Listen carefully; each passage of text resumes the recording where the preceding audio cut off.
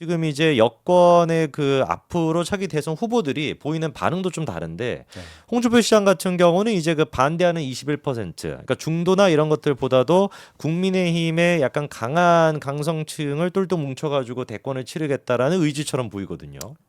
네, 이좀 설득력이 있을까요, 홍준표 시장은? 그러니까 홍 시장님이 네. 당연히 뭐 언제든 대선이 열리면 27년에 원래 열리든 조기 대선이 열리든 분명히 나오실 거라고 생각했는데 네네. 당을 대표할 수 있을 만한 정치인으로서 지금 행보는 바람직해 보이지 않습니다. 아, 바람직하지 예, 않다. 제가 보는 홍 시장님이 네. 일단 너무 드러내니까 본인의 의도를 네네. 기다렸다는 듯이 이렇게 대선 출마 선언에 가까운 말씀을 자꾸 하시면 그렇죠. 탄핵하면 안 된다고 말한 거에 진정성이 떨어지잖아요.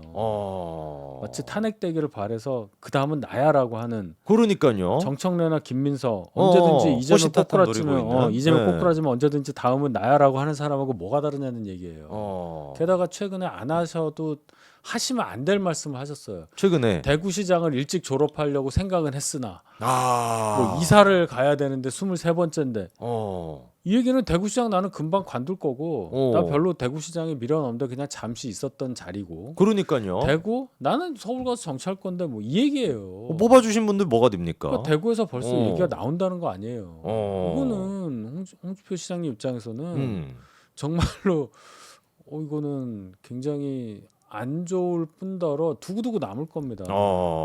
이번에 홍 시장이 본인이 또 밝힌 바가 그런 얘기도 있었거든요. 윤석열 대통령한테 내각 총리제로 하자. 자기가 총리를 하겠다. 이런 얘기도 자기가 지난번에 한 10월 달인가 11월 달에 했다고 또 밝혔다고 하는데 이런 게 글쎄 제가 보기에도 별 도움이 안 돼 보이는데 도움이 된다 생각하나 보네요. 지명만 해주면 국회 동의는 본인이 다 책임질 수 있다고 이제 막 네. 하시는데 말씀이 박지원 의원하고 비슷한 류인데 그렇잖아요. 그러네요, 느낌이. 모든 것을 이렇게 다 통달한 아우르는. 분. 예, 근데 네. 다른 점은 박지원 의원은 대권 욕심이 없고 그러네요. 이분은 대권 욕심이 있는 거예요.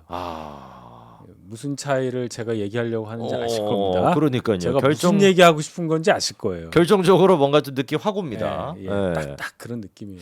박지원은 사실 대권 욕심은 아예 없어 보이고, 근데 홍 시장님은 대권 생각밖에 없어 보이고, 그렇죠. 모든 것들이 그러니까 약간 했던 얘기들이 당을 위해서야 뭐 국민을 위해서 이렇게 얘기는 하지만 결국에는 자기에 대한 그걸로 좀 이어지는 느낌이 있습니다.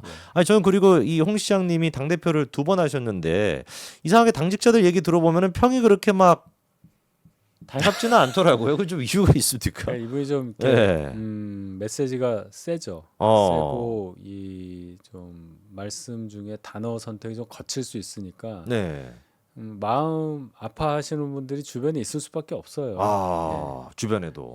근데 뭐 이렇게 개인적으로 이렇게 말씀 나눠보면 그 또 사람은 누구나 그렇죠. 개인적으로 이렇게 알면은 나쁜 사람 하나도 없습니다. 그러니까 이분도 참 정스럽고 좋은 분이에요. 그런데 이 시대에 맞는 단어 선택과 그런 어떤 뉘앙스, 화법 이런 게 중요하지 않겠어요? 중요하죠. 요즘처럼 모든 발언이 다 생중계되고 실시간으로 사람들이 알게 되는 상황이라면 그렇죠. 어떠한 발언도 다 대중이 알 수 있잖아요. 그럼요. 뭐 근데 홍 시장님은 나 모르겠고 나는 나야 이렇게 하시니까 벌써 홍 시장님 선거 출마하신 게 2017년 대선 말이에요. 야 그렇게 됐네요. 그다음에 이제 2022년 네. 그렇게 해서 먼 거로부터 따지면 이제 25년이라고 생각하면 8년, 그다음에 이제 3년 이렇게 지났잖아요. 그렇죠. 세월이 많이 흘러가고 있어요. 유권자층도 이렇게 넓어지잖아요. 그렇죠. 옮겨가잖아요. 네. 그런 걸 잘 감안하셔야 하겠다. 쉽지 않다라는 말씀이시네요. 네. 바뀌셔야 한다. 이렇게 막 남 헐뜯고 헐뜯고 센 말에서 반대로 지지를 얻으시려는 전략은 2등은 할 수 있어도 1등은 될 수 없다고 저는 감히 단언합니다. 그러니까 이번에도 탄핵 창선표 던진 의원들이 레밍이다. 쫓아내야 된다. 뭐 이런 식의 발언이 약간 좀 후지잖아요. 발언 자체가. 이 레밍이란 말은 저희 당 도의원이 하던 말이에요. 그래서 그렇죠. 문제됐잖아요. 그때도 논란됐던. 이런 말 따라할 이유가 전혀 없습니다. 비슷한 뜻을 다른 걸로 하셔도 돼요. 그렇죠. 도의원이 하던 말을 그 사람 굉장히 비난받았잖아요. 그렇죠. 딱 그 사람 떠오르잖아요. 기억나죠? 충북 도의원. 레밍 딱 듣는 순간. 그러니까 이것도 옆에서 좀 보좌를 잘해야죠. 보좌를 아마 해도 듣지는 않으실 것 같은 분이긴 한데 그러니까 뭐 당에서 쫓아내야 한다 이런 표현 필요 없어요. 그렇죠. 알아서 판단하게 하면 되죠. 그렇죠. 홍 시장은 어쨌거나 자기가 대권 준비를 한다라고 하고 눈에 띄는 사람이 아까 이제 그 여론조사에서도 이번에 어떻게 보면 1위를 달성한 오세훈 시장인데 오 시장 같은 경우는 입장이 좀 변했다라는 지금 지적이 나옵니다. 그러니까 처음에 같은 경우는 탄핵만큼은 막아야 된다라고 했다가 일주일 만에 탄핵해야 된다라고 이제 입장을 바꿨다라는 거거든요. 아무래도 당연히 오세훈 시장도 대권을 노릴 텐데 당심과 민심 중에서 오세훈 시장은 내가 그래도 좀 겪어보니까 민심 쪽에 가는 게 유리하겠다라고 판단한 거겠죠. 네, 뭐 오세훈 시장은 그런 입장이실 걸로 저는 생각을 했고 네. 뭐 한동훈 대표 입장하고 거의 똑같죠. 이제 처음에 저희도 그거잖아요. 계엄 잘못됐고 이거 정말 큰일인데 탄핵만큼은 그렇죠, 막자. 그렇죠. 예. 그 외에 다른 거 뭐 조기 퇴진, 뭐 질서 있는 퇴진 그거 다 검토해서 한 거잖아요. 다 똑같은 입장이라고 봐요. 네네. 지금 오세훈 시장은 굉장히 그쪽 서울시청 쪽은 고무돼 있다고 그래요. 분위기가 고무돼 있다. 거의 뭐 대통령 대선 후보가 조기 대선 있을 경우에 당 대선 후보 되는 거 큰 문제 없다고 지금 판단을 한다는 거예요. 일단 네네. 꼬리표처럼 따라다니던 명태균 이슈가 갑자기 사라졌고, 그렇죠. 그래서 거기에서 이제 소생을 했다고 판단하는 게 하나 있고, 또 이제 이 과정에서 홍준표 시장이 자꾸만 이 본인에게 불리한 방향의 이 언론 플레이를 하면서 조금씩 사그러진 느낌. 그리고 가장 큰 거 한동훈 대표라는 가장 큰 벽이 그렇죠. 무너졌다고 판단을 한대요.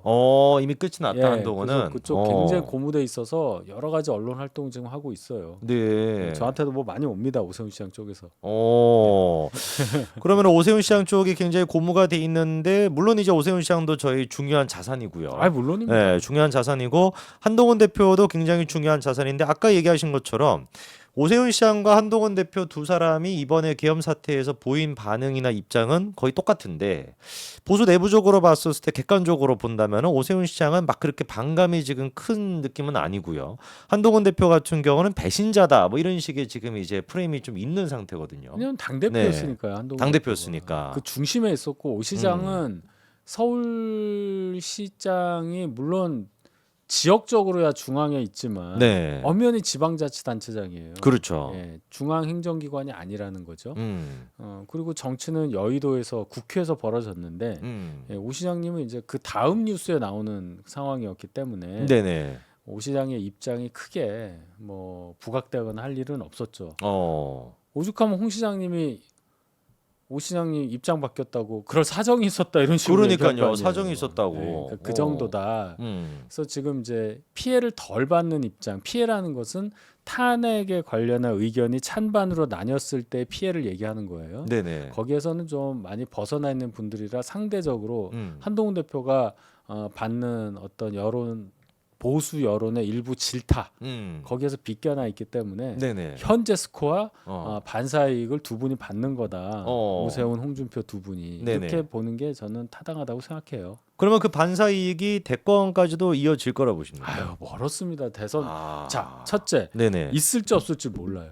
애당초 모르잖아요. 조기 대선 될지 안 될지 아직 몰라요. 그렇죠. 우리가 조기 대선을 전제로 선관위도 조기 대선 전제로 이재명이 나갈 거니까 이재명은 안 된다는 안 된다고 했다가 다시 바꾼 거 아니에요. 그렇죠. 우리 너무 섣부르게 생각하는 거. 두 번째는 그래도 탄핵 인용 가능성이 높다고 판단한다 하더라도 언제인지 감이 안 잡히잖아요. 그러니까요. 6명 체제가 언제 될지도 모르고 6명 체제로 갈지 이게 9이 될지 뭐 중간에 4월 18일에 또 2명 또 빠지는데 그거 어떻게 할지 그러니까요. 이게 180일까지 해야 된다고 돼 있지만 강행 규정이긴 해요. 근데 막을 방법은 없습니다. 그 넘어가도 선거법 재판 마찬가지잖아요. 그렇죠. 그러니까 모릅니다 이게.